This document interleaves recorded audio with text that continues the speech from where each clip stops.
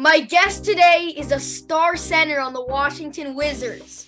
He played college ball at Arkansas and was an absolute stud, being named to the all-freshman team. He was drafted by the Chicago Bulls in the 2019 NBA Draft. He's got incredible offensive efficiency, plays in-your-face defense, and will put you on a poster with his powerful dunks. It's my absolute honor to welcome to Jake's Takes, Wizards big Dan Gafford.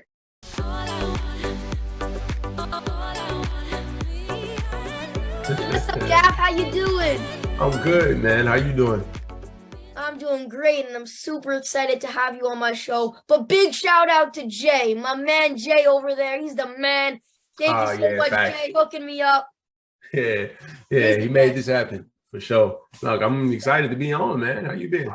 I've been great. And by the way, Dan, I've had a lot of NBA players on my show, but most of them have been guards and forwards and stuff. You're my first big since Dwight Howard, and that was in July, so.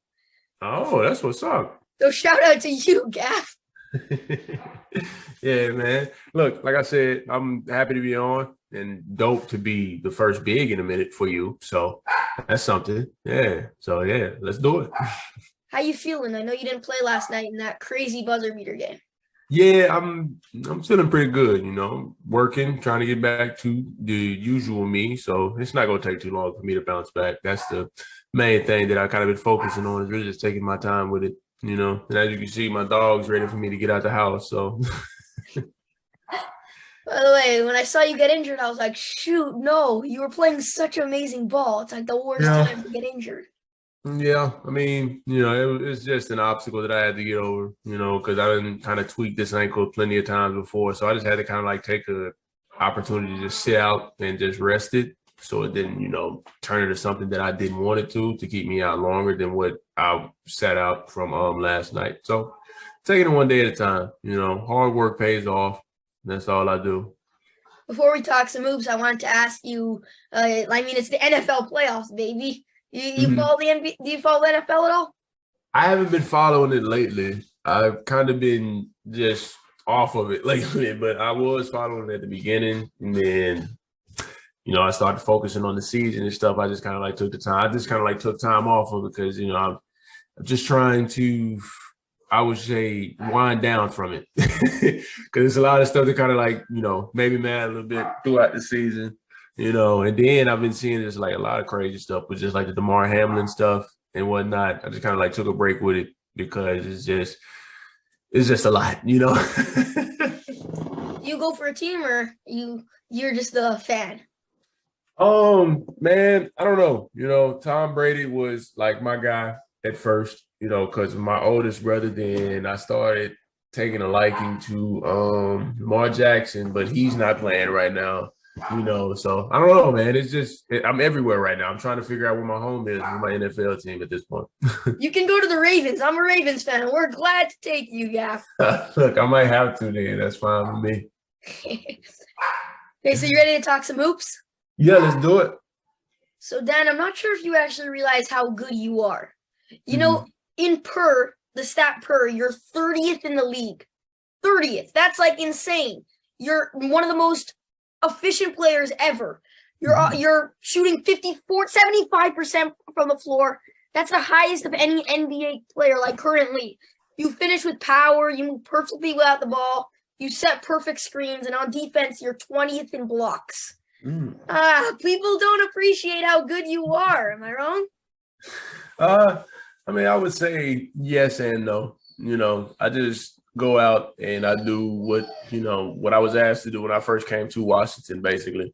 And I was come out and just play defense, block shots, and just be me. So I just come out and I just play basketball. I know it's people that always say I should shoot more jumpers, I should do a lot more offensively, so on and so forth. But I just do whatever it takes to help the team win at this point. And if it takes me taking those shots and stuff like that, I will.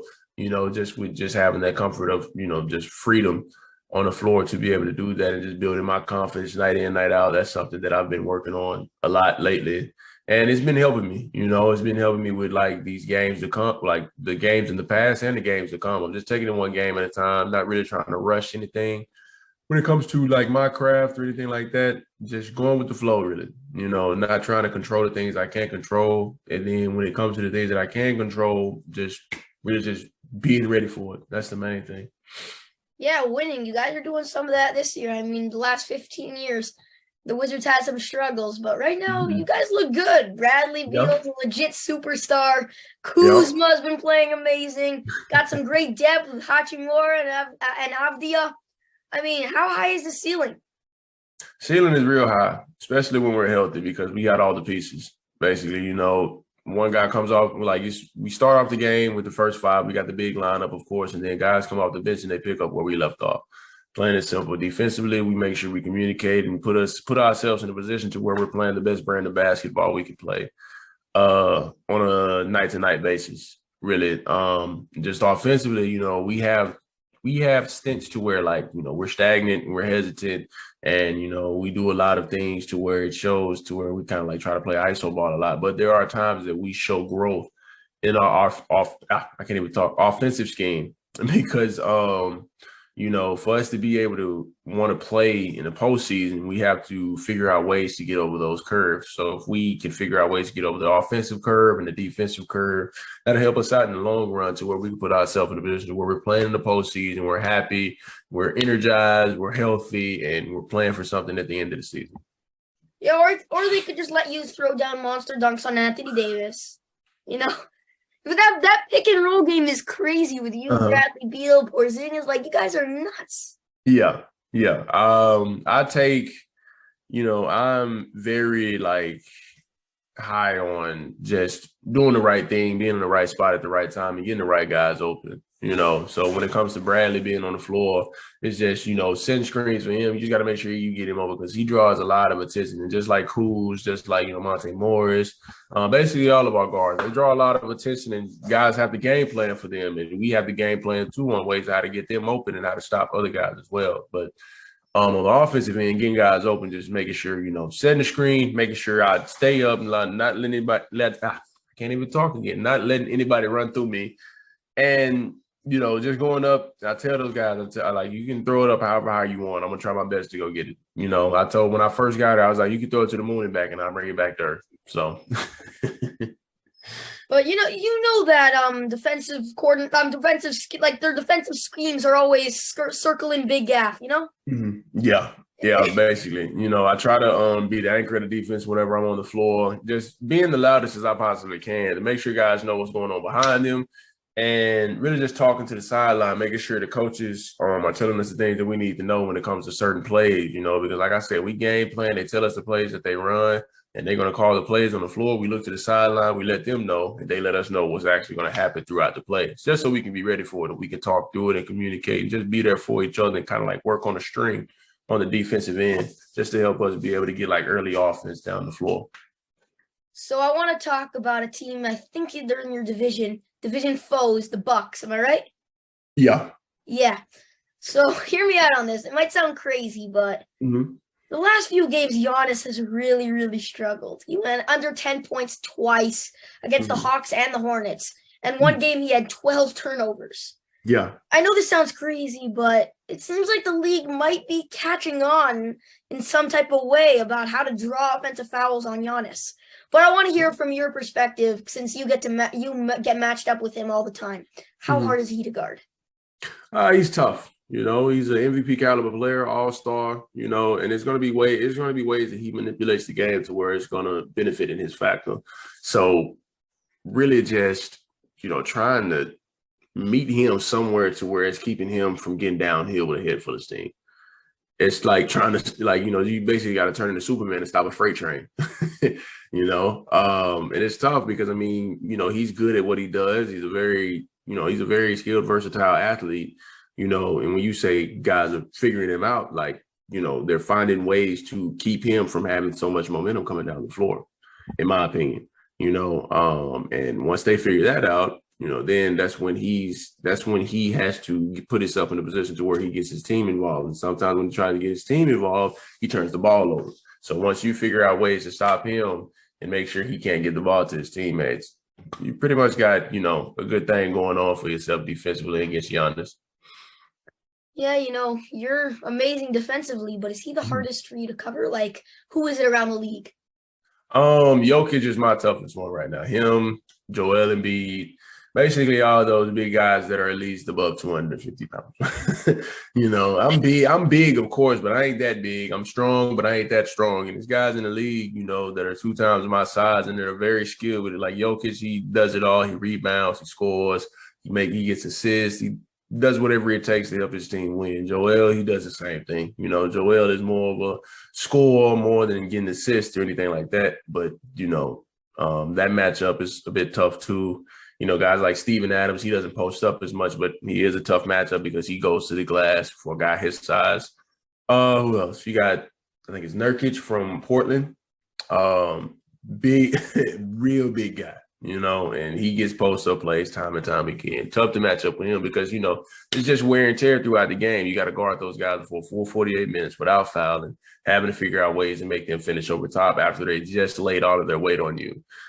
So you got Nurkic, you got Valanciunas, who we just played not too long ago. Well, the last game before the Chicago game. Just guys like that, the one guy that I really struggled with when I first got into the league to guard was Domas Sabonis.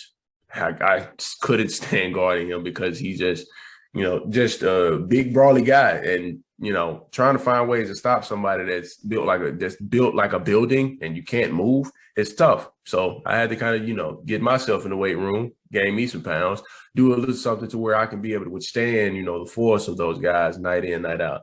Because it's a full 48 minutes. I'm starting, and most of the time I'm matched up with those guys. So you gotta have some type of game plan mentally and physically too. By the way, I know how that feels because there's a kid in my class actually. He played basketball at recess, right? He reminds me exactly of Sabonis. Big kid, Yeah. blonde hair, lefty, goes to the left every time, just boxes you in. I'm like, bro, shush, stop playing. Yeah, it gets like that to a point. You're like, Jesus, like, I don't know what to do, and then not only that, guys like that, they tend to get, the most foul calls just because of the way they manipulate the game and how they, hold themselves when it comes to post-ups, attacking the basket, whatever. They find ways to get calls and so on and so forth. And it just makes it tough because now you're getting frustrated with referees calling the calls you feel like that aren't right.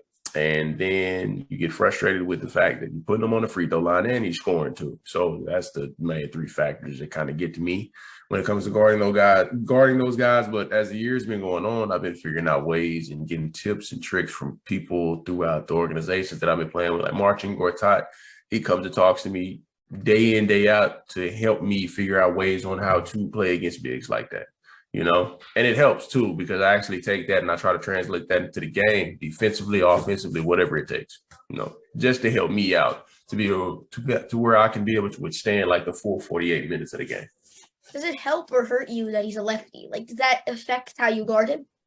Oh, no, just really just finding ways to prevent him getting to that left hand that he wants to get to time and time again, trying to mess with him, stabbing at the ball, trying to make him feel a little bit uncomfortable in the way he's playing just to give me like the benefit on the defensive end, like playing against guys like that. So I want to move now to the guards area, and I want to talk specifically about Russell Westbrook for a minute. You got a chance to play with Russ back when he was in Washington. He was front and center in the beginning of the year when the Lakers were struggling. Right. But he's been playing some good ball lately. Coming off the bench this year, he's averaging 15, 6, and 8. Yeah. You had a relationship with him? Like, what's your take on what he brings to that team? I had a real good relationship with Russ. The first time when I got to Washington, when I first got traded, played the first game against Detroit, he's sitting on the bench going through his routine, the routine that he does every game. And he called me over. He was like, just giving me the things that, he was like comfortable with and the things that he didn't want in the game whenever it came to me coming like setting ball screens. He said he didn't really like drag screens like that. And stuff like that. He was like, whatever side that I'm on, you just play opposite and you just read and play off how I play, So like if he has like an ISO on, the right side of the court, I go to the left side and I just basically go opposite of where he goes. Like if he attacks middle, I curl up under the basket, he dumps it down, I get an easy layup, little things like that. And just playing with a guy like that really gains that much attention whenever he's on the floor leading the offense it's something that kind of like helped benefit me because I was working on my game. I was working on ways to read when it comes to guys driving towards me, coming to the paint and stuff like that. And it just really helped me, progress like with my craft and the ways that I wanted to play and the things that I could have done on the floor just to basically help us build chemistry. And we build chemistry just like that. Russ gains a lot of attention when he gets downhill, and me coming up setting screens for him, getting him downhill is something that, I took pride in because, I'm going to go up and I'm going to set, a good screen for you. You get downhill, you're going to go up and I'm going to go get the ball off the rim if you miss, or you're going to throw me the lob and I'm going to dunk it. Plain and simple. But our chemistry, we built that basically the first week. And all those guys that was there, I had Russ and Ishmael. Those two guys, I loved playing with them because they're two guards that gained so much attention, especially how crafty they were with the basketball, flashy. Ish was more of a flashy basketball handler, crossovers, fakes, and all of that, getting guys up off the floor, throwing lobs, making up fake passes, throwing it up under. Russ was doing the same thing, but he was actually going to finish some of those. He was actually going up, going to dunk guys, put them in the rim, hard layups, getting to the free throw line. Yeah, so it's really dope just to play with him because I got to play with him as he broke that triple-double record, so being in that atmosphere and that vicinity, that really like helped motivate me because, he's been doing this for a long time, and I want to be in the same position to where like, if I break records, that's cool, but I want to be in a position to where I see my career progress like upward year after year for me. That's what I want to see. That's like my main goal is to just like be better every year, be better. Like if I play bad one night, be better the next night, and just work on my mental and work on my body. It's like throughout the whole process of the season, because that's going to help me. And when I help myself, I help the team too when it comes to winning and whatnot. So last question, Gaff, that all right? Mm-hmm. Yeah, that's cool. Yeah. So you went to college in Arkansas, like I said earlier. And they're making some noise this year with Anthony Black and Nick Smith Jr. Mm-hmm. Those guys are projected 4th and 5th picks in this year's draft. Mm-hmm. How exciting is Arkansas's basketball right now? You must be enjoying this from being a former player on that team. I'm really enjoying it. Yeah, from like the past stuff, like ever since that I left and Musselman has came, from seeing everything that he's done and changed, it's like the program and stuff is dope because, he's getting like high level athletes in, and they're coming in and putting on a show, especially in Bud Walton. I know everybody at Arkansas, like in Bud Walton, in Fayetteville, Arkansas, are really excited about the team. They're having a bit of a rough start this year, but I feel like it's going to happen sooner or later to where they flip the switch and they're going to turn it on and they're going to make that big run that they made the 2 years before, So I'm very excited for the team. I'm very excited for all the guys that they brought in. Whether it's a 4-star, 5-star walk-on, whatever. It's just exciting basketball when it comes to Arkansas because we don't really have a pro team. We got guys that go to pro teams, but we don't have a pro team. So basically the University of Arkansas, that's our pro team. So playing in the Razorback uniform, playing in Bud Walton is something that, I've always cherished, and I'm pretty sure those guys cherish it too because of just the energy that the fans bring and just, what Arkansas Razorbacks mean. Just coming in, fastest 40 minutes of basketball, coming in playing hard, gritty, fighting, scratching, biting, whatever it takes to win, And I'm very excited for the team. I know they've had, like I said, they had this rough start now, but I feel like they're going to catch a lot of people by surprise and they're going to make a lot of noise going out the rest of the season. Gaff, huge thank you for coming on my show today. Did you have fun with me today? Yeah, most definitely. I always have fun coming on the podcast, man.